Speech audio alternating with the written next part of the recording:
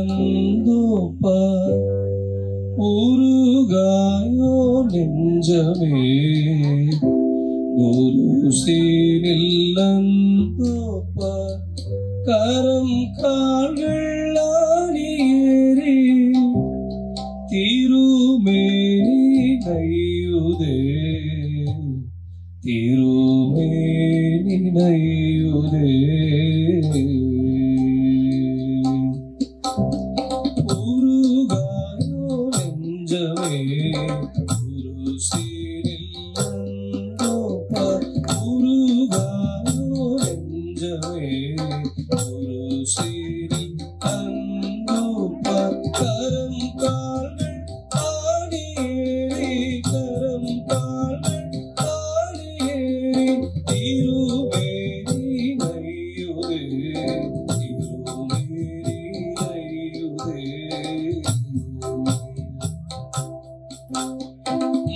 மண்ணுயிர்த்தாய் கண்ணுயிரை காய்க்க வந்த வந்தவர்தான் மண்ணுயிர்த்தாய் கண்ணுயிரை காய்க்க வந்த வந்தவர்தான் இந்நிலம் எல்லாம் புரட்ட இந்நிலம் எல்லாம் புரட்ட ஈரகுரு சேரினார் ஈரகுரு சேரினார் ஆகவென்றி நாவரந்து தங்கவேரி வந்தூரே ஆகவென்றி நாவரந்து தங்கவேரி வந்தூரே ஏகப்பரன் கண்ணையந்து ஏகப்பரன் கண்ணையந்து எத்தனையாய் ஏங்குரா எத்தனையாய் ஏங்குரா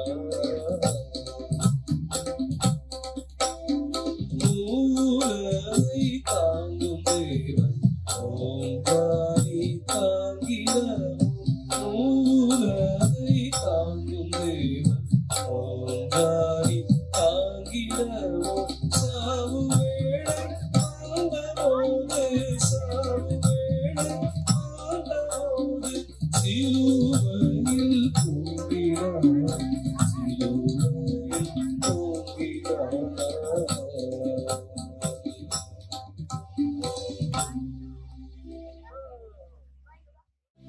ஐயா நீரன்று அண்ணா தாய்பாவின் வீட்டில் நையவே பட்ட பாடு ஏசையாவே ஐயா நீரன்று அண்ணா தாய்பாவின் வீட்டில் நையவே பட்ட பாடு ஏசையாவே கைகள் கட்டப்பட்டவோ கால்கள் தள்ளாடினவோ கைகள் கட்டப்பட்டவோ கால்கள் தள்ளாடினவோ கயவர்கள் தூஷித்தாரோ ஏசையாவே திருமுகம் அருள் மங்க செங்கோரடிகள் பொங்க இருளகத்தை கொடுக்க ஏசையாவே ஒருமை அன்பு தயாளம் புனிதமாக விளங்க ஒருமை அன்பு தயாளம் புனிதமாக விளங்க அருமை பொருளாதார ஏசையாவே உள்ளின் முடியடுங்க கள்ளரை என்றிகழ எள்ளளவும் பேசாத ஏசையாவே உள்ளின் முடியடுங்க கள்ளரை என்றிகழ எள்ளளவும் பேசாத ஏசையாவே கள்ளன் போலே பீடித்து கசையால் அடித்து மிக கள்ளன் போலே பீடித்து கசையால் விடித்து மிக கண்மிகள் செய்த பாவம் ஏசையாவே அச்சூரில் சேர்த்திருப்பி செற்றெல்லாம் முழுக்கி கர்ப்பம் கொண்டே செய்த ஏசையாவே சற்றும் இரக்கம் இல்லா சண்டாளன் ஓடி வந்து, சற்றும் இரக்கம் இல்லா சண்டாளன் ஓடி வந்து, சாடி கண்ணத்தரைய ஏசையாவே உன்னாடமே நீடிய பொன்னியில் நீ கடங்க ஏசையாவே. அண்ணலே அன்பருய அவஸ்தைகளை சகித்தி, அண்ணலே அன்பருய அவஸ்தைகளை சகித்தி, அடியனை காத்தருளும் ஏசையாவே.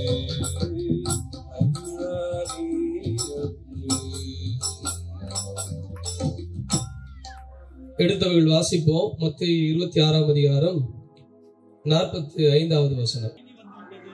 Are you still sleeping and resting? இன்னும் நீங்கள் உறங்கி ஓய்வெடுக்கிறீர்களா? பாருங்கள், நேரம் நெருங்கி வந்து விட்டது. போதும், ரைட். இன்றைக்கு உங்களோடு பகிர்ந்து கொள்ள போகிற செய்தியினுடைய மையமே இதுதான். இன்னும் நீங்கள் உறங்கி ஓய்வெடுக்கிறீர்களா? சொல்லுவாங்க, நல்லா தூங்கி ஓய்வெடுங்க, நல்லா தூங்கி ரெஸ்ட் எடுங்க அப்படின்வாங்க. ஒரு சைட்ல உங்க தூக்கம் ஒரு கேடா அப்படின்னு அதே ஒரு குரல் வரும். ஒரு பக்கம் என்ன சொல்லுவாங்க அப்படின்னா, நல்லா தூங்குங்கய்யா, கொஞ்சம் ரெஸ்ட் எடுங்கய்யா. ஒரு சைட்ல என்ன சொல்லுவாங்க, இந்த ஐயர் எப்ப பார்த்தாலும் தூங்கினே இருக்கிறாப்புல, உங்களுக்கு ஒரு தூக்கம் ஒரு கேடா அப்படின்னு கேட்பான். இன்னொரு டோன் எப்படி இருக்கும் அப்படின்னா, நீ போய் தூங்கலாமா, நீ போயிட்டு தூங்கலாமா அப்படின்னு ஒரு டோன் வரும். இது தூங்குற விஷயத்திலேயே நிறைய டோன் இருக்கு. நல்லா தூங்குங்க சார் அப்படின்ற ஒரு டோனு. இன்னொன்னு, தூக்கம் உனக்கு ஒரு கேடா, நீ போய் தூங்கலாமா. 3 டோன்ல இந்த வாக்கியம் நம்ம என்ன பண்ணலாம், படிக்கலாம். இந்த இயேசு இந்த வாக்கியத்தை எந்த டோன்ல சொல்லியிருப்பாரு அப்படின்னு கொஞ்சம் யோசிச்சு பார்க்கலாம். தூங்கத்து ஒரு பிரச்சனையா அப்படின்னா, போராட்டம் நடைபெறுகிற பொழுது உறங்குவது தப்புதான். போராட்டங்கள் நடைபெறுகிற பொழுது உறங்குவது தப்புதான். ஏனென்றால் மயக்க நிலை, உறக்க நிலை ஒருபோதும் பிரச்சனைகளுக்கு தீர்வாக முடியாது.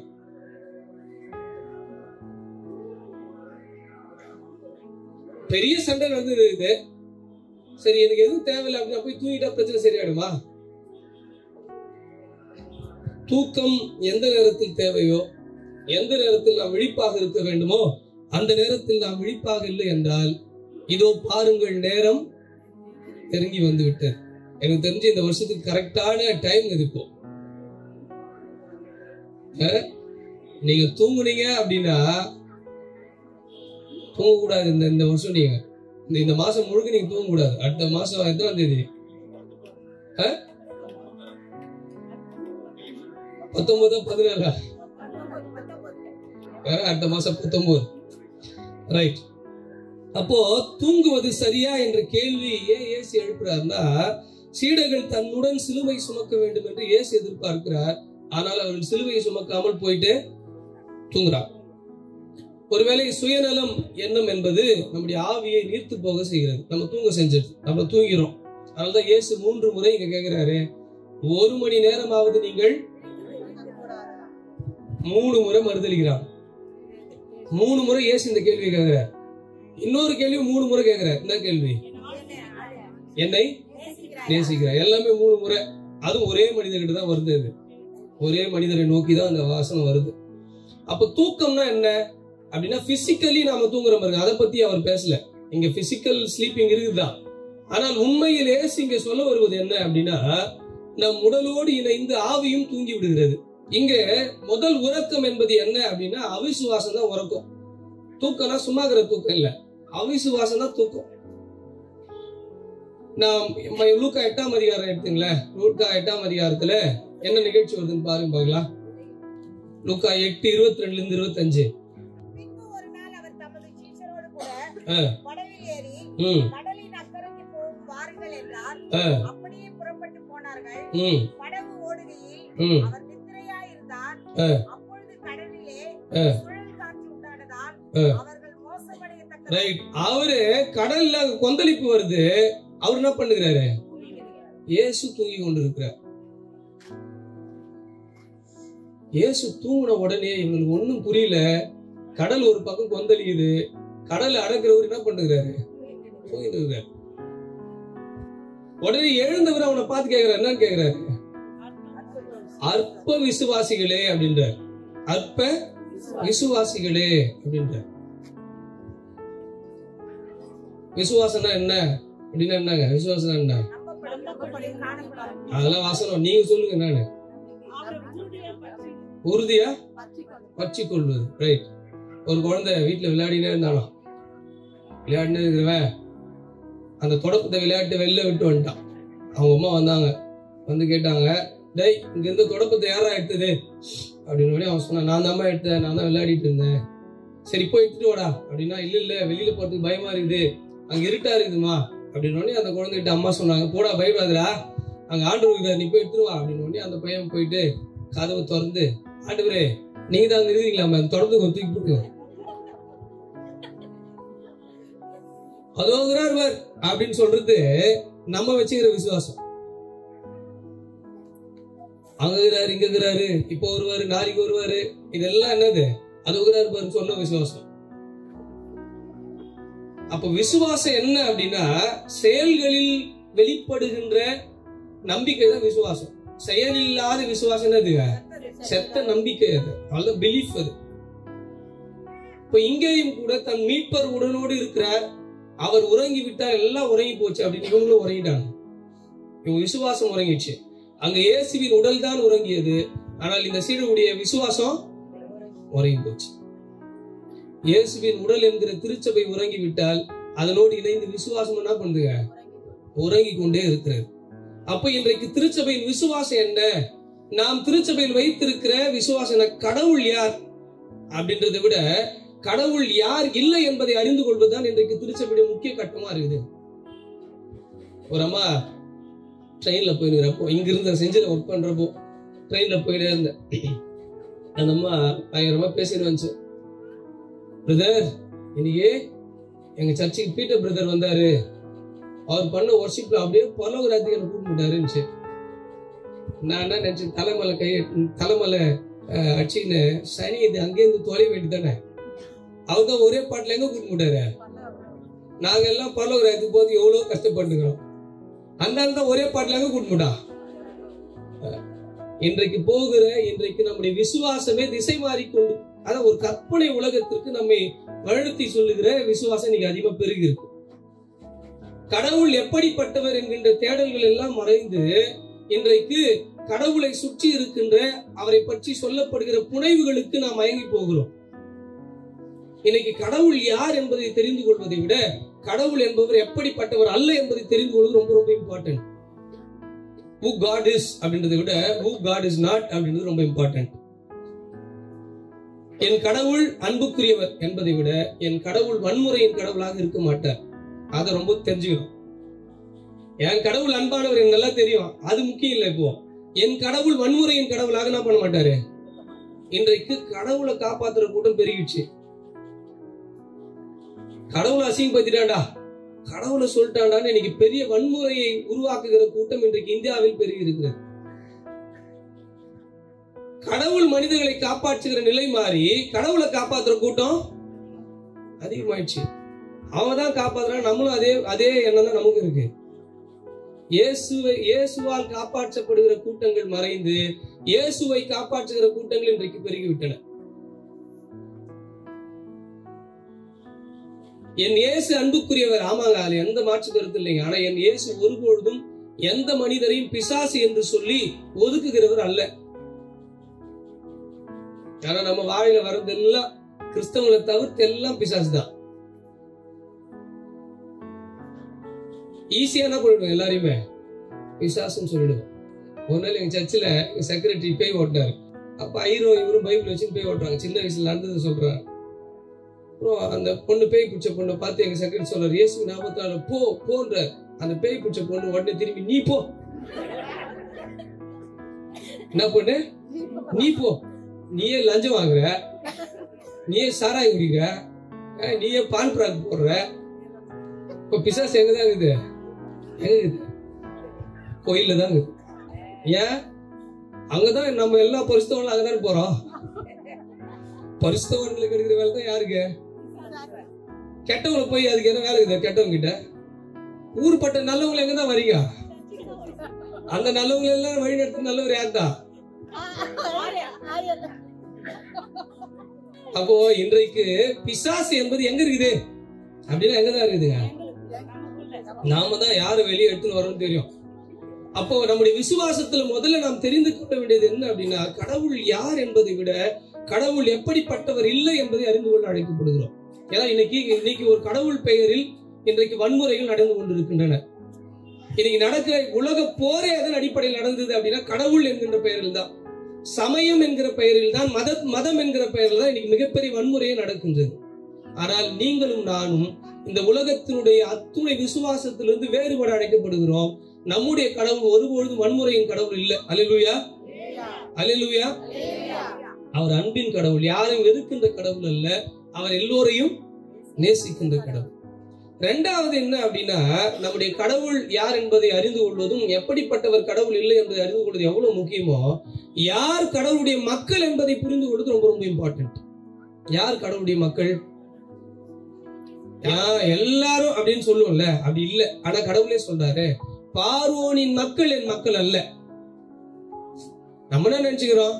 எல்லாரும் கடவுளுடைய பிள்ளைங்க தான். இல்லையே, அவர் ஒரு இடத்துல சொல்ல வர்றாரு, பார்வோனின் மக்கள் எகிப்தில் இருக்கின்ற மக்கள் என் மக்கள், ஆனால் பார்வோனின் மக்கள் என் மக்கள். அதுல இருந்து வித்தியாசம் நீங்க புரிஞ்சுக்கணும். எகிப்தில் அழுகுரல் எழுப்புகிற எல்லோரும் என் மக்கள், ஆனால் பார்வோனின் மக்கள் என் மக்கள். கடவுள் சொல்றாரு, பார்வோனின் மக்கள் என் மக்கள் அல்ல. யாரெல்லாம் சீசருடைய மக்களும் என் மக்கள் அல்ல. பரலோக ராஜ்யத்துல யாரெல்லாம் கடைநிலையில் இருக்கிறார்களோ அந்த மக்களுக்கு அங்க இடம் இருக்குது. ஆனா இந்த ராஜ்யத்துல உங்களுக்கு புரியும் நினைக்கிறேன். அப்ப முதல்ல நம்முடைய விசுவாசத்துல நாம் தெரிந்து கொள்ள வேண்டியது, கடவுள் எப்படிப்பட்டவர் என்பதை விட எப்படிப்பட்டவர் அல்ல என்பதையும் நாம் என்ன பண்ணிக்கணும். ஏன்னா இன்றைக்கு கடவுளையே வித்தியாசமாக காண்பிக்கிற ஆன்மீகத்தை இந்தியா நுழைத்திருக்கிற பொழுது நாம் அழைக்கப்பட்ட மக்களாய் நம் கடவுளை அன்பின் கடவுளாய் காண்பிக்க அழைக்கப்படுகின்றோம். வெறுப்பை உணர்த்துகிற இந்த உலகத்துக்குள்ளாக எல்லோரையும் நேசிக்கின்ற கடவுளை நாம் காண்பிக்க அழைக்கப்பட்டிருக்கிறோம். அல்லேலூயா, அல்லேலூயா. மூன்றாவது, கடவுள் எப்படிப்பட்டவர் அப்படின்றதை விட கடவுள் எப்படி நம்மை அழைக்கிறார் என்பதை நாம் அறிஞ்சுக்கணும். கடவுள் யார் அப்படின்னா, என்னை பொறுத்தவரைக்கும் கடவுள் யார் அப்படின்னா, God is not a noun. கடவுள் என்பவர் பெயர் சொல் அல்ல, அது விசுவாசம், ஒரு இன்டர்பிரேஷன் தான். நவுன்னா என்ன? பெயர் சொல் தான். அப்படின்னா என்ன? இந்த டேபிள், மைக்கு, ஆமா, இது செடி, பறவை, காகம், பந்தல், இது எல்லாமே என்னதுங்க? பெயர் சொல். இப்ப கடவுள் நவுனா இருந்தாருன்னா அவர் ஆனா பெண்ணா? நம்ம இந்தியாவுல வந்திருந்தாருன்னா அவர் எந்த சாதி கேட்பாங்க. இந்தியாவுக்குள்ள வந்துட்டாருன்னா அவருக்கு நிறைய பிரச்சனை இருக்குது.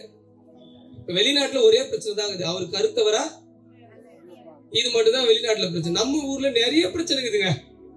அவர் எந்த ஜாதி, அவர் ஆனா பெண்ணா, அவர் திருநங்கையா, இன்னும் நிறைய இருக்குது. நவுன்னு நீங்க போயிட்டீங்கன்னா கடவுளை நம்ம என்ன பண்ண டிஃபைன் பண்ணவே முடியாது.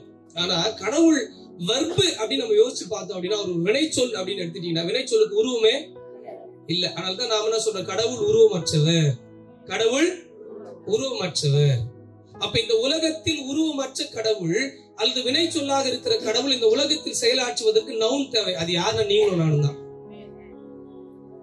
இந்த உலகத்தில் ஒரு பசி ஆற்றுவதற்கு கூட கடவுளுக்கு ஒரு காகம் தேவைப்பட்டது. ஒரு மனிதருக்கு செய்தி சொல்வதற்கு கழுதை தேவைப்பட்டது. ஒரு மக்களை விடுதலை செய்வதற்கு மோசே என்கிற ஒரு மனிதர் என்ன பண்றாருங்க, தேவைப்படுறார். அப்ப இந்த உலகத்தில் வினைச்சொல் என்கின்ற கடவுள், உருவமற்ற கடவுள் செயலாற்றுவதற்கு நீங்களும் நானும். அப்ப இந்த உலகத்தினுடைய மீட்புக்கு கடவுள் நேரடியாக வர முடியாது. அதனாலதான் மனிதர்கள் என்கின்ற ஒரு நவுன் வழியா இயேசு கிறிஸ்து இந்த உலகத்துல வந்தார். ஆமே. அப்ப சொல்லும், பக்கத்துல பார்த்து சொல்லும் பார்க்கலாம், கடவுளுக்கு நீயும் நானும் வேணும். கழுதையா கூட இருக்கலாம், நம்ம காக்காவா கூட இருக்கலாம், ஆனா நீயும் நானும். அப்ப இந்த விசுவாசம் இல்லாததுனால தான் நம்ம தூங்கிடுறோம். கடவுள் தானே அவர் எல்லாத்தையும் பார்த்துக்க போறாரு. நாம் இல்லாமல் கடவுள் இந்த உலகத்துல நம்மை கொண்டுதான் இந்த உலகத்தில் செயல்படுகிறார். அதுதான் கரெக்டா இருக்கும். நம்மை கொண்டுதான் ஆண்டவர் இந்த உலகத்தில் செயலாற்றுகிறார். அப்ப விசுவாசம் எப்ப நாம தூங்கிறோம் அப்படின்னா நமக்கு என்ன வந்தது? இயேசு பார்த்து கொள்ள போகிறார், அவருக்கு அவர் போய் கெத்செமனே தோட்டத்துல அழ போறார், நம்ம தூங்கலாம்னு தூங்கிட்டான். அப்ப என்ன அப்படின்னா அவர்களுக்குள்ளாக இருந்த அற்ப விசுவாசம், அக்கறை இல்லாமல் இருப்பதுதான் தூக்கம். தூக்கம்னா சும்மா தூக்கம் இல்ல, யாருக்கெல்லாம் அக்கறை இல்லையோ அதுதாங்க தூக்கம். அக்கறை இல்லாமல் இருக்கின்ற பண்பு நலன் தான் தூக்கம். அப்போ இன்றைக்கு இயேசுவின் உடல் தூங்குகிற பொழுது ஒட்டுமொத்த விசுவாசமும் அங்கே தூங்கி விட்டதை நாம் பார்க்கின்றோம். ரெண்டாவது, எப்ப நம்ம தூங்குறோம் அப்படின்னா 1 ராஜாக்கள் 19ஆம் அதிகாரத்துல அங்க எலியா தூங்குகிறார். யாருக்கு பயந்து போய் தூங்குறாரு? ஆகாபு ஈசபேலினுடைய மிரட்டலுக்கு பயந்து போயிட்டு எங்க உட்கார்ந்து தூங்குறாருங்க? சூறை செடியின் கீழ் படுத்துக்கொண்டு தூங்குறார். அவருக்கு தூக்கம் எதுல வருது தெரியுமா? பயத்துல வருது. பயந்து போய் தன்னை அறியாமலே என்ன பண்ணிடுறாருங்க? பயத்துல ஓடுறார், ரொம்ப தூரம் ஓடுறார். அந்த பயத்தின் அடிப்படையில் வந்த களைப்பு அவர் என்ன பண்ணிடுச்சுங்க? தூங்க வச்சிருச்சு. தூங்காதீங்க, பரிசுத்த ஆவியானவர் சொல்லுகிறதை காதுள்ளவன். இங்க அச்சத்தோடு இருக்கின்ற எலியாவுடைய காதுகள் எல்லாம் அடைச்சிக்கிச்சு, கண்ணெல்லாம் மூடிக்கிச்சு. அவரு கடவுள் கூப்பிடுறாரு, எலியா எலியா என்றாரு. அவருக்கு என்ன பண்ணல? பயத்துல ஓடி போயிட்டு சூறை செடியின் கீழே படுத்துக் கொள்கிறார். பயம் வந்துச்சு அப்படின்னா வாழ்க்கையில எதுவுமே நடக்காது. கோவிட்ல செத்தவனை விட கோவிட் பயத்துல செத்தவன் தான் அதிகம். ஒண்ணு இல்ல, பாம்பு பார்த்தா நமக்கு ஏன் போட்டுரும், அதனால அது கோயில் கட்டுறான், சாமி ஆகிடும். நெருப்பு பார்த்தா பயம், ஏன் இறங்கினா செத்துருவோம், அதனால அதுக்கு என்ன பண்ண? அக்னி பகவான். புயலை பார்த்தா பயம், ஏன்? அதனால வாயு பகவான். எதெல்லாம் நமக்கு பயமோ அது எல்லாத்தையும் கடவுளாக்கி பழக்கப்பட்டு, எதெல்லாம் பயமோ அது எல்லாமே என்ன ஆகிடுவோம். சரி, பாம்பு தான் கடவுள் ஆச்சு, எடுத்து ஒரு முத்தம் கொடுக்கலாமா? நெருப்பு தான் கடவுள் ஆச்சு, கட்டி தழுவ முடியுமா? வாழ்க்கையில எதெல்லாம் அச்சமோ நமக்கு, மனிதர்களுடைய எண்ணமே என்ன கடவுள் ஆகிடும். ஆனா பைபிள் சொல்லுது, நீங்கள் பயப்படாதிருங்கள். நீங்க என்ன பண்ணாதீங்க? பயப்படாதீங்க. ஆனா எலியா என்ன பண்றாரு? பயத்துல என்ன பண்ணிட்டாருங்க? தூங்கிட்டார். பயத்துல கூட தூக்கம் ஒரு மனம் வரும். தூக்கத்துல யாருக்கெல்லாம் அந்த எக்ஸ்பீரியன்ஸ் கை தூக்கி சொல்லுங்க பார்க்கலாம். பயத்துல கூட தூக்கம் வந்துடும், டயர்டா ஆயிடும், அப்படியே பயத்துல அப்படியே தூங்கிடும். அப்போ அப்படிதான் எலியாவும் இங்கே தூங்குகிறார். ஆனா அவர் சொல்றாரு, நான் கடவுள் மீது பேரார்வம் கொண்டவனாய் இருக்கிறேன், ஆனால் கடவுளின் மக்கள் உறங்கி விட்டார்கள். ஐயரு சொல்றாரு, நான் நிறைய செய்ய விரும்புறையா, இந்த ஜனங்க ஒண்ணுமே, எனக்கு கடவுள் மீது பேரார்வம் இருக்கிறது, ஆனால் இந்த ஜனங்களை நம்பி என்னால ஊழியம். இப்போ அவர் சொல்றாரு, எனக்கு உள்ளத்துக்குள்ள பேர் ஆர்வம் இருக்கிறது, ஆனால் என்னை அச்சம் தூங்க வச்சிருச்சு. திருச்சபைகள் இன்றைக்கு என்ன பண்ணுது அப்படின்னா, கண்ணை மூடி ஜெபம் பண்றான். என்ன பண்றான்? கண்ணை மூடி விழித்திருந்து ஜெபம் பண்ணுங்கள் அப்படின்னு இயேசு சொல்றார். அப்படின்னா என்ன அர்த்தம்? உறங்காமல், அப்படி அது மட்டும் முக்கியம் இல்ல, விழித்திருந்து ஜெபிப்பது மட்டும் முக்கியம் அல்ல, விழித்திறந்து ஜெபிப்பது ரொம்ப ரொம்ப முக்கியம்.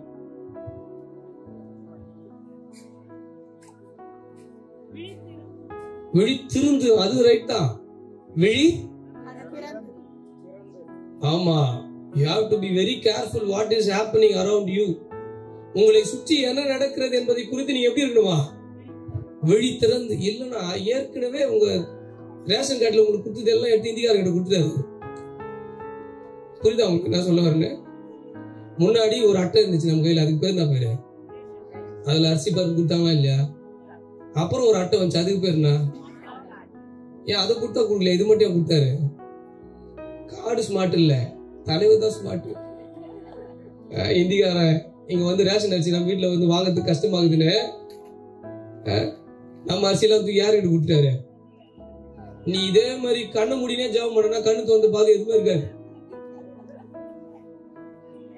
விழித்திருந்து ஜெபிப்பது மட்டும் முக்கியம் அல்ல, விழி, அப்பதான் நீ ஜெபம் பண்ண முடியும். நீ கண்ணை மூடிட்டே இருந்தா உன்னை சுத்தி என்ன நடக்குது உங்களுக்கு தெரியாது.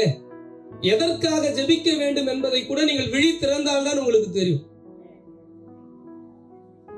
விழித்திருந்து. ஆனா இங்க பயத்துல உறங்கி போய் விட்ட எலியாவை நாம் பார்க்கின்றோம். அங்க ஆண்டவர் தூதர் வழியாக அவருக்கு என்ன பண்றாருங்க? ஒரு அடைய கொடுத்தாரா?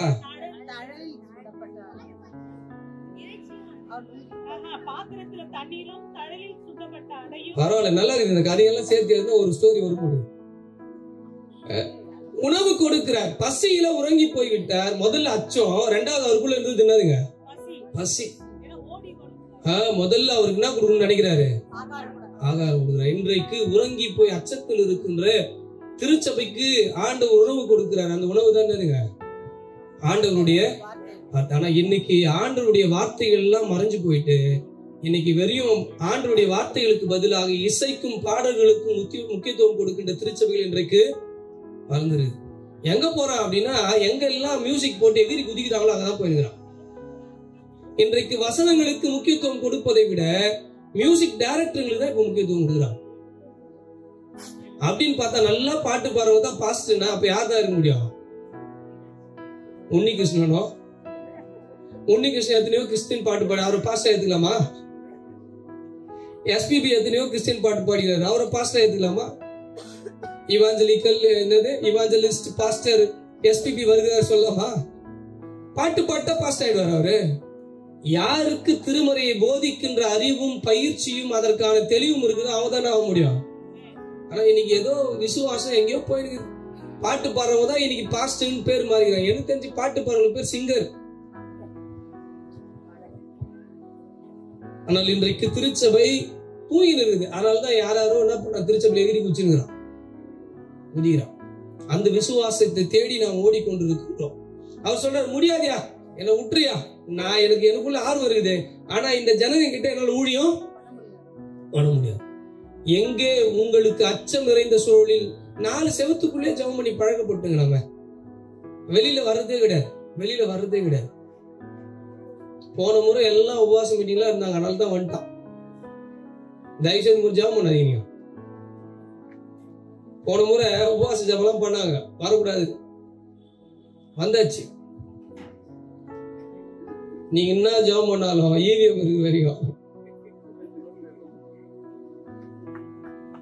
அதெல்லாம் நல்லா நடக்கும். ஜெபம் பண்ணுங்க, ஆண்டவரே இந்தியாவோட எலெக்ஷனே நேர்மையா நடக்கணும்னாலே அது போதும். அதான் நம்ம எதிர்பார்க்கிறோம். வேற யார் வந்தாலும் நமக்கு கவலை இல்லை, நேர்மையாய் நடந்தாலே போதும். அப்போ ரெண்டாவது விஷயம், முதல்ல அற்ப விசுவாசத்தினால் உறங்கி கொண்டிருந்த சீடர்கள் திருச்சபை. இரண்டாவது அச்சத்தினால் உறங்கி கொண்டிருக்கிற திருச்சபை. ஒருவேளை நீங்களும் நானும் அஞ்சு போய் திருச்சபைக்குள்ளேயே ஒரு 4 செவத்துக்குள்ளேயே நம்முடைய விசுவாசத்தை அடக்கி வைத்துக் கொண்டால், இந்த சமுதாயத்தோடு போராடுவதற்கு பயந்து போய் நாம் அடக்கி கொண்டிருந்தால் கட்டாயம் நாளைக்கு திருச்சபைகள் இருக்காது. நாளைக்கு திருச்சபைகள் இருக்கவே இருக்காது, கட்டாயம் இருக்காது.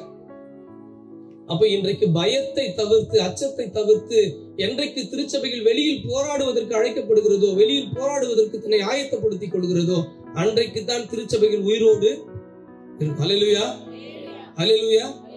மூணாவது இன்னொரு தூக்கம் வருது. என்ன தூக்கம் அப்படின்னா, அப்போஸ்தலர் 20ஆம் அதிகாரத்துல ஒரு தூக்கம் வருது. அங்க யாரு தூங்குறாருன்னா, ஐத்தீகு தூங்குறாரு. ஐத்தீகு என்ன எங்க போய் தூங்கினுக்கிறாருன்னா, ஒரு இடத்துல ஜன்னல்ல உட்காந்து கேட்டு இருக்க உறங்கி என்ன பண்ணிட்டாருங்க. நீ நிறைய சர்ச்சில் யூத் எல்லாம் உறங்கி தான் ஊந்துங்கிறான். இன்னைக்கு சர்ச்செல்லாம் வாலிபர்கள் என்ன பண்ண வச்சிருக்குங்க, உறக்கத்தில் வைத்துக் கொண்டிருக்கிறது. நம்ம கிட்ட இருந்து வாலிபர்கள் என்ன கற்றுக்கொள்ள முடியும்? நீங்க எல்லாம் இந்த கூட்டத்துக்கு எதுக்கு வந்தீங்கன்னு எதனா கொடுப்பாரு. நான் அடிக்கடி சொல்றேன், ஆண்டவர்கிட்ட கொடுக்காத ஒரே லிஸ்ட் மளிகை லிஸ்ட் மட்டும்தான். 1/4 கிலோ புளி, 1/2 கிலோ பருப்பு, 3/4 கிலோ சர்க்கரை, மத்த எல்லாத்தையும் யாருக்கிட்ட கொடுத்துருவான். ஆனால் இன்றைக்கு ஆண்டவரிடத்திலிருந்து எதிர்பார்க்கிற ஒரே செய்தி தான், நம் வாழ்க்கை எப்படி மாற வேண்டும், நம் திருச்சபை இன்றைக்கும் தூங்காமல் விழித்துக் கொண்டிருக்கிற திருச்சபை எப்படி மாற்றிக்கொள்வது என்பதுதான் இன்னைக்கு செய்தி. அப்ப இங்க ஐத்தீகு தூங்கிட்டாருன்னு என்ன அர்த்தம்? அப்படியே தூங்கி விழுந்தார். நம்ம பசங்க பாட்டு பாடுறாங்களே, வைரத்தை கேட்கவில்லை, அப்புறம் அடுத்தது மியூசிக்.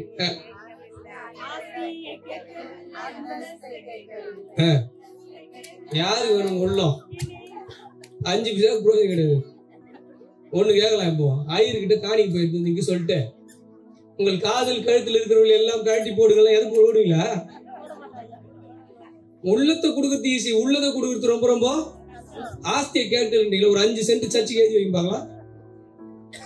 எது கஷ்டம்? ஒருத்தர் வராரு, ஆண்டவரே வாலிபர்த்த அவர் வந்து கேக்குறாரு, நித்திய ஜீவனை பெற்றுக் கொள்வதற்கு இன்னைக்கே மறிக்க வேண்டும் அப்படி சொன்னாரா? 10 கட்டளை என்ன சொல்லி, இது நியாயப்பிரமாணம் என்ன சொல்லின்னு கேக்குறாரு. ஆமாண்டவரே, நான் சின்ன வயசுல இருந்தே கோயிலுக்கு போறேன், வர்ஷிப் பண்றேன், சாட்சி சொல்றேன், ஃபெலோஷிப்ல இருக்கிறேன். அப்படியா? சூப்பர்பா. போய் அப்ப உனக்கு உள்ளதை வச்சு என்ன பண்ண? அதை கொடுக்காம தான் போயிட்டாரு. எது கஷ்டம் இப்ப சொல்லு பார்க்கலாம்? உள்ளத்துக்கு கொடுக்கறது கஷ்டமா, உள்ளது கொடுக்கறது கஷ்டமா? இந்த பாட்டை எழுதினவரே இப்போ BMW கார்ல போய்ங்கிறார். அவரே ஒரு 2,000 கழட்டி போனா போட மாட்டார். அப்ப இன்றைக்கு வாலிபர்கள் எல்லாம் தூங்குறாங்கன்னா நான் என்ன சொன்னேன் தெரியுமா? அவங்க எந்த போதனையை கேட்கிறானோ அவனுக்கு தெரியல. இன்றைக்கு வாலிபர்களுடைய உள்ளார்ந்த உணர்வுகளை தூங்க வைக்கின்ற பாடல்கள், அந்த பாடல் எப்படின்னா குத்தாட்டமா இருக்கும். ஆனா உண்மையில் என்ன பாட்டுனா தூங்க வைக்கிற பாட்டு. பாட்டு தான் குத்தாட்டம். ஆனா அவருடைய விசுவாசத்தை என்ன பண்ணிடுறாங்க? அவனுக்கு எல்லாம் கவலை இல்லை. இங்க என்ன நடக்குது? இங்க வந்து ஒரு சிறு பெண் 9 வயது சிறுமி பாண்டிச்சேரியில கற்பழிக்கப்பட்டாரு, அதை பற்றி கவலை இல்லை. ஜெர்மன் நாட்டில இருந்து 2 பேர் பயணிகள் வந்து கற்பழிக்கப்பட்டாங்களா, அதை பத்தி கவலை இல்லை. விவசாயிகள் போராடுகிற பொழுது அவங்களுக்கு அதை பத்தி, அவங்களுக்கு எல்லாம் கிட்டாரை மாட்டிக்கின்னு ஒரு கீபோர்டை வச்சு என்ன பண்ணாங்க? இப்போ பாட்டு பாடுங்க. இதுதாங்க அவங்களுக்கு மிகப்பெரிய கவலை, மிகப்பெரிய ஆவிக்குரிய வாழ்க்கை இதுதாங்க அவங்களுக்கு. இப்போ இன்றைக்கு வாலிபர்களை தூங்க வைக்கின்ற நிறைய விசுவாசம், ஆன்மீகம் இன்றைக்கு வளர்ந்து கொண்டிருக்கிறது. ஆனால் நீங்களும் நானும் இயேசுவை போலவே, இயேசுவின் சீடர்களை தட்டி எழுப்புகிற இயேசுவை போலவே திருச்சபையில் எல்லாரும் வாலிபர்கள் எப்படி இருக்கணுமா? விழிப்பா இருக்கணும். நம்ம பார்த்துக்கிறோம். ஒரு நாள் ஓலா ஆட்டோல போயினே இருந்தேன். அப்போ பேசிட்டு வந்தார். என் பக்கத்துல எங்க அண்ணன் கல்யாணம் நடக்க போகுது, தேங்காய் வாங்கிட்டு வரணும், தாலியை சுத்தணும், வரதட்சத்தை எல்லாத்தையும் பேசிட்டு வர்றாரு. அப்ப அந்த ஓலா டிரைவர் திரும்பி பார்த்து கேட்டார், ஏங்க நீங்க பைபிள் படிக்கிற இந்துவா? நீங்க? எனக்கு புரிஞ்சிச்சு இவரு ஏன் கேக்குறாரு அப்படின்னு. அப்புறம் நானே அவருடைய வாயை கலர்னேன். ஏங்க கேட்டீங்க? இல்ல கிறிஸ்துவன்றாரு, தேங்கான்றாரு, பூ சுத்தணுன்றாரு, ராவுகாலன்றாரு, யமகண்டன்றாரு. நல்ல நேரம் பார்த்து கல்யாணம் பண்ணவங்க மட்டும் கை தூக்கி பார்க்கலாம். தயவு செய்து ஏன் போயிடுங்க, கூட்டத்துல வராது. ஆனா அவனா பைபிள் மட்டும் எடுத்து வந்துருவீங்க. இந்த போன வாரம் எங்க வீட்டு வாசகால் வச்சோம். 7 மணிக்கெல்லாம் எங்க இந்த மேஸ்திரி 7 மணிக்கெல்லாம் வந்துருந்தோம். 7 மணிக்கெல்லாம் வந்து கரெக்டா வந்துடும். 6 மணின்னு சொல்லிட்டேன். ஆனா 7:30 மணி தான் போனேன்.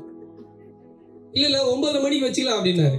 ஏன் 9:30 மணிக்கு? ஏன் ஊடு ஏன் வாசகாலு இல்ல நல்ல நேரம் போனேன் தான் வந்துக்கிறேன் 7:30 மணிக்கு. அது எப்படி என் வாசகால் உழுதுன்னு நானும் பாத்துக்கிறேன். 7:30 மணிக்கு வச்சுது.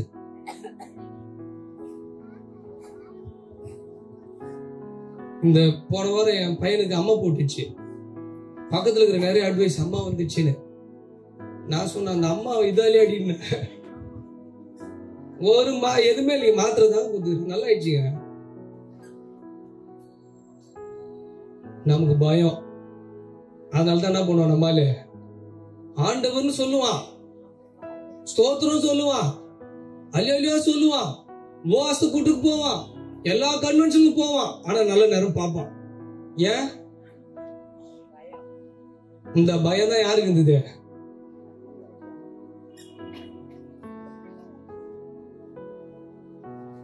நீ என்னைக்கு இது எல்லாத்தையும் விட்டுட்டு நீ ஆண்டவருக்காக நிக்கிறியோ அன்னைக்கு தாங்க நம்ம இந்த பைபிளை படிக்கிறதுக்கு லாக்கி. இதெல்லாம் செஞ்சுன்னு நான் ஒரு எங்க ஊர்ல வந்து ஊழியர் ஒருத்தர் எங்க இருக்கிறார், யோபு ஊழியர், அந்த பக்கம் போயிட்டாரு நினைக்கிறாங்க. நான் ஊருக்கு போனேங்க. 4 மணிக்கெல்லாம் வீடு கொடுத்துட்டான்னு கூப்பிட்டான். நான் போய் 1 மணி நேரம் உட்காந்துக்கிறேன். யாரோ வரணும்னு சொல்லிருந்தாங்க. யாருன்னு பார்த்தா எனக்கு முன்னாடி மாட்டு குடும்பம் உள்ள விட்டானுங்க. அத வாழை பூச்சி முறுக்கி எடுத்து தள்ளுறான் உள்ள. என்னடா யாரு போனோமா உள்ள? கடவுள் போனோன்றான். டேய், கடவுளை வாழை பூச்சி மரியாதை குறைவா தள்ளுடா. அப்போ ஒரு அக்கா சொல்லுது, எது குடுகா மூட்டிய மாடு ஓட்டிடுச்சு. அது உள்ள போய் என்ன சொல்ற, சாணி போடணும்ன்றான்.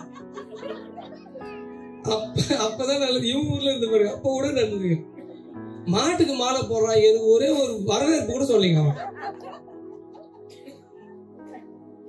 ஏய், புது வீட்டுக்குள்ள போய் சாணி போறது ஒரு நல்லதடா. லட்சக்கணக்கில் கூட கட்டி கொஞ்சம் யோசிச்சு பாருங்களேன். இதை யாரு செய்யறான் அப்படின்னா சர்ச்சுக்கு வரவன் தான் செஞ்சான். ஒரு நாள் கடலூர்ல இருக்கப்போ எல்லாரும் தேவபிதா என்ற மெய்ப்பனல்லோ சிறுமை தாட்சி அடையேனே அப்படின்னு பாட்டு சொல்லிட்டு பாட்டு பாடுறான். கூடவே ஒரு சவுண்ட் கேட்டுச்சு. என்னடா இருக்குது, ஏதோ ஒரு சத்தம் கேக்குதுன்னு பார்த்தா கோழி குஞ்சு கத்தின்னு வருது. என்னன்னு பார்த்தா பாடையில என்ன கட்டுக்கிறான், பெட்டியில. அவர் எந்த நாள் இறந்துட்டாரா? நான் சொன்ன படுபாவீங்களா, ஆனா கட்டாயம் நீங்க போல ஒரு இடத்துக்கு போக மாட்டீங்க, கோழி குஞ்சு போகணான்னு. நீங்க போக மாட்டீங்க, எது போயிடும்? ஏன்னா பிறருக்காக அது உயிர் என்ன பண்ணிது? நீ குச்சி செத்து போயிட்ட, ஆனா அந்த கோழி குஞ்சு உனக்காக என்ன பண்ணிது? இப்போ தூங்கி இருக்கிற விசுவாசம் எங்கேயோ இருக்குது இல்லைங்க, எங்க இருக்குது? அச்சம் நிறைந்த விசுவாசம் எங்கேயோ இல்லைங்க, எங்க இருக்குது? உனக்கு விசுவாசம் இருந்தா இந்த மூட நம்பிக்கைகளுக்கு எல்லாம் நீங்க இடமே கொடுக்க மாட்டீங்க. தைரியமா எல்லா நேரமும் நல்ல நேரம் நீங்க வைப்பீங்க. நல்ல நேரம் கெட்ட நேரம் பார்க்காம கல்யாணம் நடத்துவீங்க.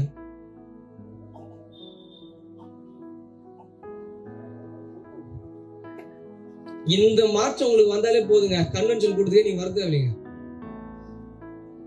இந்த மாற்றம் இல்லாம எத்தனை கன்வென்ஷன் கொடுத்துக்கு வந்து புரோஜனம் கிடையாது. அந்த ஓலா ஆட்டோ கேட்டார்ல, என்ன சொன்னாரு? அப்படின்னா என்ன தெரியுமா?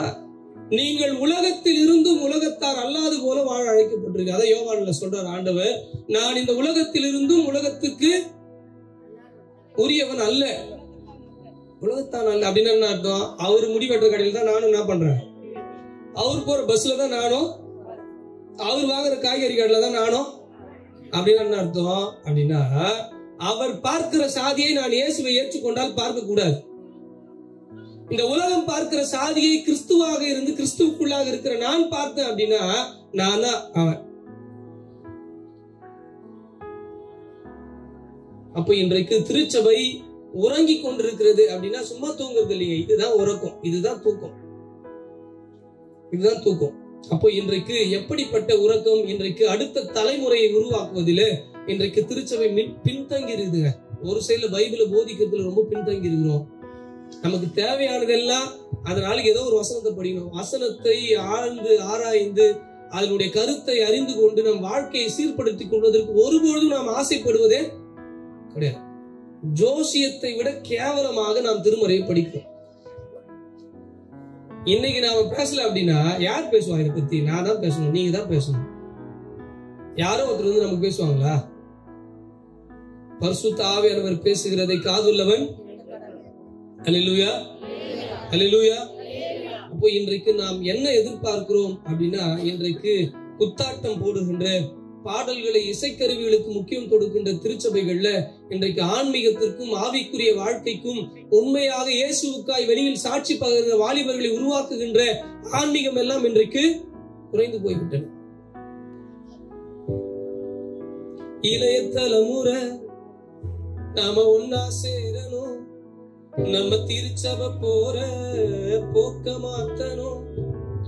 இளைய தலைமுறைனா புதிய தலைமுறை இல்ல, என்ன தலைமுறை? இளைய தலைமுறை அப்படின்னா வாலிபர்களுக்கு மட்டும் இல்ல, யாருக்கெல்லாம் புதிய ஆன்மீகத்துக்குள்ளாய் வருகிறோமோ நாம ஒன்னா சேரணும், நம்ம திருச்சபை போற போக்க மாத்தணும். சேவை செய்யும் திருச்சபை சண்டை போட்டு உடையும்.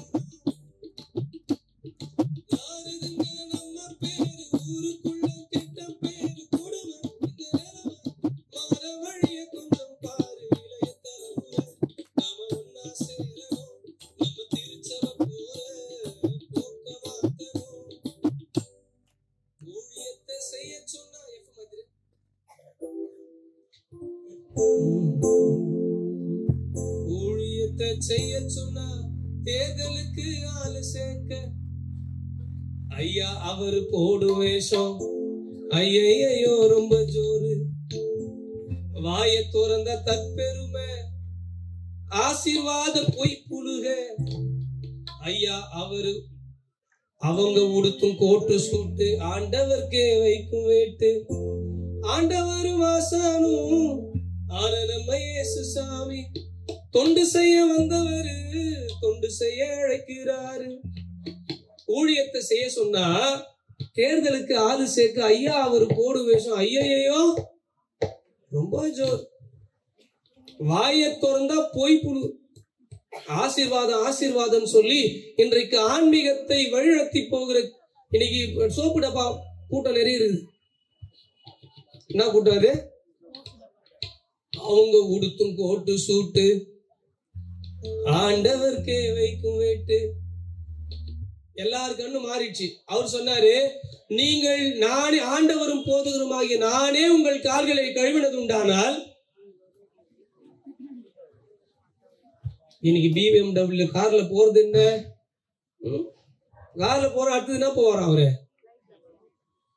அவரு கார்ல கூட செருப்பு இல்லாம கல்லு முள்ளு நடந்து ஏழை கலிலேய மக்களை பார்த்து ஊழியம் செய்த ஊழியங்கள் எல்லாம் இன்றைக்கு மறைந்து போய் என்ன ஆயிடுச்சு? இப்போ கோட்டு சூட்டுன்னா, ஏசி காருன்னா, பங்களான்னா, கல்லூரின்னா எங்கெங்க போயிருக்குது இந்த ஆன்மீகம்? இயேசு சொன்ன வார்த்தைகள் எல்லாம் எங்க போச்சு? சிலுவை பற்றிய உபதேசங்கள் எங்க போச்சு? துன்பப்பட வேண்டிய உபதேசங்கள் எங்க போச்சு? ஊழியத்தை செய்ய சொன்னா தேர்தலுக்கு ஆளு சேர்த்து ஐயா அவரு போடு வேஷம் ஐயையோ ரொம்ப ஜோர். வாய திறந்த தற்பெருமை ஆசீர்வாத பொய் புழு. அவங்க உடுத்து கோட்டு சூட்டு கிறிஸ்துவுக்கு வைக்கும் வேட்டு. ஆண்டவர் வாசனும் ஆன நம்ம இயேசு சாமி தொண்டு செய்ய வந்தவரு தொண்டு செய்ய அழைக்கிறாரு. நீதி சமாதானம் மொத்தமிட உழைக்க வேணும் இளைய தலைமுறை. நாம ஒன்னா சேரணும் நம்ம திருச்சபை பூர நோக்கமாக்கணும். சாதி பேய் ஓடி போய் பதவி பேய கூட்டி வந்து சண்டை மூட்டி பாக்குதுங்க, சமாதானம் போச்சுதுங்க. நாம வாழும் உலகத்துல ஒத்துமையா வாழலனா மேல பரலோகத்துல நமக்கு வாழ தகுதி இல்லை. இங்கே வாழத்துல நமக்கு எங்க பரலோக இடம் இருக்கு? பணியாட்கள் கடவுளோட பணியாட்கள் நாமதான். பணியாளர் கடவுளோட பணியாட்கள் நாமதான். பதவிக்கு சண்டை போட்டா சாத்தானோட ஆளுதான். பெருமை அது வெறுமை. பொறுமை வேணும் கோபம் கொள்ள. சாதி பேய் ஓடி போய் பதவி பேய கூட்டி வந்து சண்டை மூட்டி பாக்குதுங்க, சமாதானம் போச்சுதுங்க. நாம வாழும் உலகத்துல ஒத்துமையா வாழல மேல பரலோகத்துல நமக்கு வாழ தகுதி இல்லை. பணியாளர் கடவுளோட பணியாட்கள் நாமதான். பதவிக்கு சண்டை போட்டா சாத்தானோட ஆளுதான். பெருமை அது வெறுமை. பொறுமை வேணும் கோபம் கொள்ள இளைய தலைமுறை. நம்ம ஒன்னா சேரணும் நம்ம திருச்சபை பூர நோக்கமாக்கணும். தண்ணி இல்ல சோறு இல்ல விவசாயம் சாவதால போராட்டம் வெடிக்கையில ஒடுக்க கூட்டம் நடக்குதுங்க. அங்க போராட்டம் வச்சு என்ன பண்ணுங்க? நம்ம சமூகத்துல ஏழசனம் அடி வாங்கி சாகையில உபவாச ஜப கூட்டம் தெருவில் தானே நடக்குதுங்க. உபவாச ஜப கூட்டம் என்னதுங்க? உண்ணாவிரத போராட்டம். உபவாசனா என்ன? அதுக்கு இன்னொரு பேர் என்ன? அது எங்க நடக்கணும்? நம்ம என்ன பண்ணுவோம்? ஆளு ஜபம் கோயில் உட்காந்து ஜபம் பண்ணுப்பான். எங்க மணிப்பூர்ல பெண்கள் கற்பழிக்கப்படுறாங்க, அங்க சர்ச்செல்லாம் தீ குளிக்கப்படுது, தீக்கு இரையாக்கப்படுது அப்படின்னா நம்ம என்ன பண்ணுவோம்? ஆனா எங்க நடக்கணும் உபவாச ஜப கூட்டம்? சிலுவையை சுமந்து செல்லும் ஆண்டவரின் சீடராகும் அனைவரும் சேர்ந்து உழைக்க மாண்பிழந்தும் துணிவு கொள்வோம். பயப்படாதீங்க, துணிவு கொள்ளுங்க. வறுமை நாட்டு நிலைமை மரப்பணி செய்ய வாங்க. தண்ணி இல்ல சோறு இல்ல விவசாயம் சாவதா போராட்டம்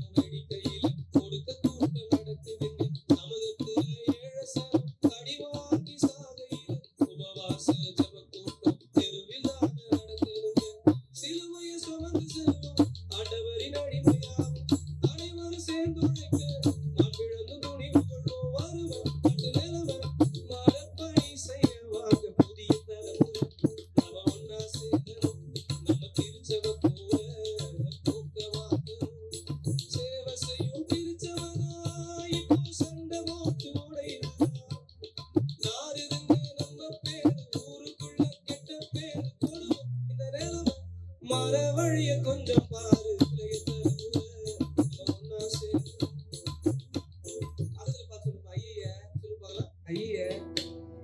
நம்ம வழியை மாத்தணும் பொழுது இது சரிப்பட்டு வராது.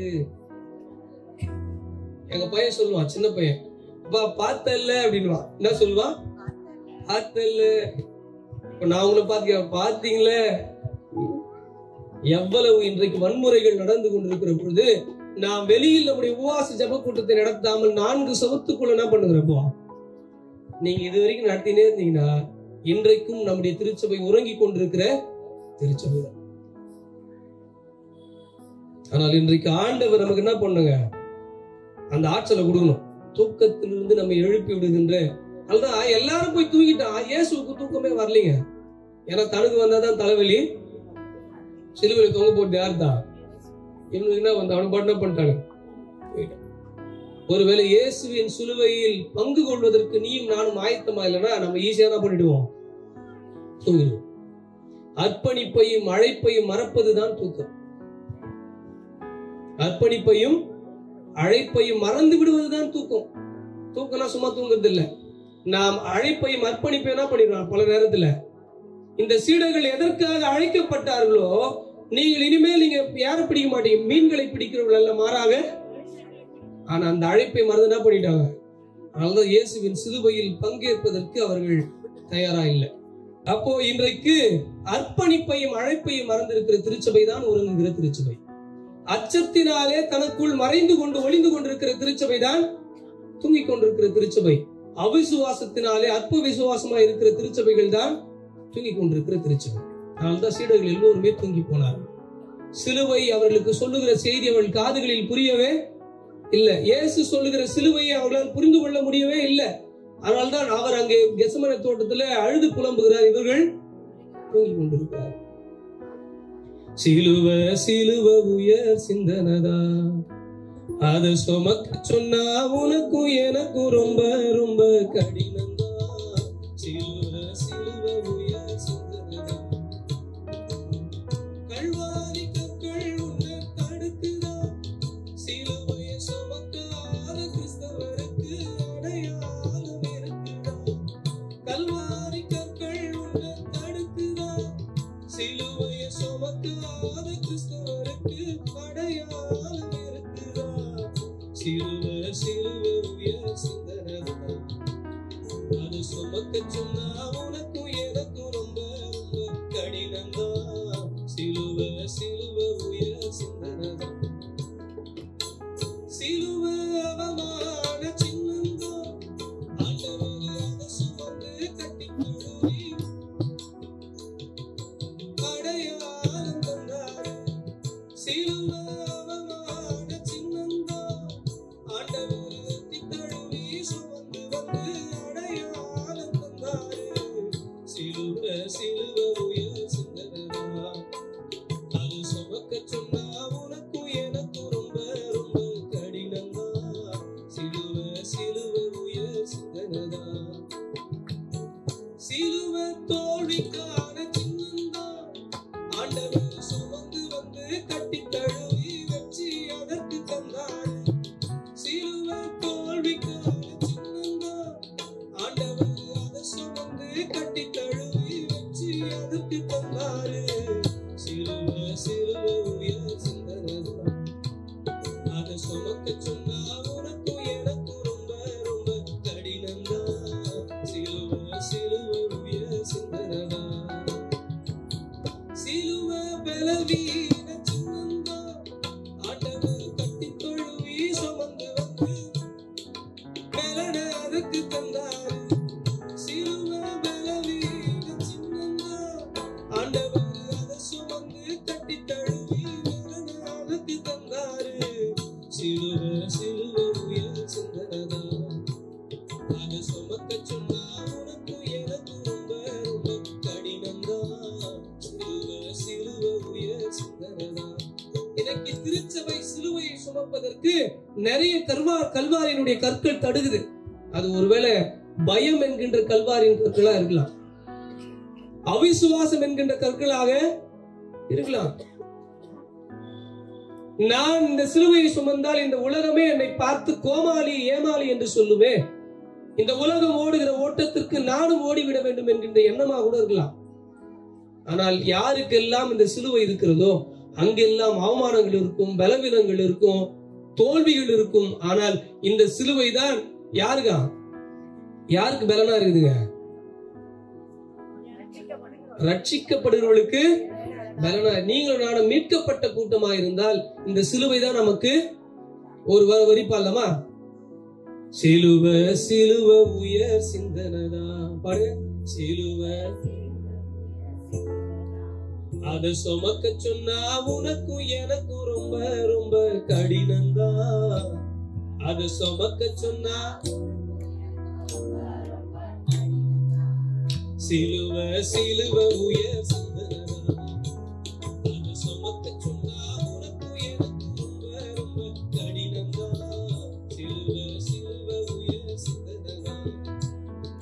பக்கத்துல ஒரு பாட்டு சொல்லுங்க, எழுதுகோ. தூங்காதீங்க, சொல்லிருப்பாங்களா? தூங்காது. என் மீட்பரே உறங்காமல் சிலுவை சுமப்பதற்கு ஆயத்தமா இருக்கிற பொழுது நீ மட்டும் ஏன் தூங்குற? திருச்சபை தூங்குனா இயேசுவின் உடலும் தூங்கி விடுகிறது. இயேசுவின் உடல் தான் திருச்சபை. அது தூங்குனா அப்படியே டிஸ்டர்ப் ஆயிடும்.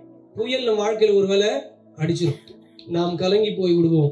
உறங்காத விசுவாசத்தை நாம் வைத்துக் கொள்வோம். தூங்காத விசுவாசத்தை நாம் நீங்களும் உறங்காமல் உங்கள் திருச்சபையை நீங்கள் காத்துக் கொள்ளுங்கள். உறங்காத திருச்சபை அது விசுவாசம் உள்ள திருச்சபை. உறங்காத திருச்சபை அது அச்சம் தவிர்க்கின்ற திருச்சபை. உறங்காத திருச்சபை சிலுவையை சுமக்கின்ற திருச்சபை. அப்படிப்பட்ட திருச்சபைகளாய் தனி மனிதர்களாய் நாம் வாழ்கின்ற பொழுது எப்படிப்பட்ட போலி போதனைகளும் நம்மை ஒருபோதும் அசட்டை செய்ய முடியாது. நம்மளை அசைச்சு கூட பார்க்க முடியாது. திருமறையை நாம் உணர்ந்து கொள்வோம். தொடர்ந்து நாம் எது நோக்கி இருக்கின்ற உறங்காமல் நாம் செயலாற்ற வேண்டிய அந்த பயணத்தை நோக்கி நாம் செயலாற்றுவோம். அதற்காக ஒவ்வொரு நாளும் ஜெபிப்போம். விழித்திருந்து மட்டுமல்ல, விழித்திறந்தும் நாம் ஜெபிப்போம். கடவுள் நம்மை ஆசீர்வதிப்பாராக.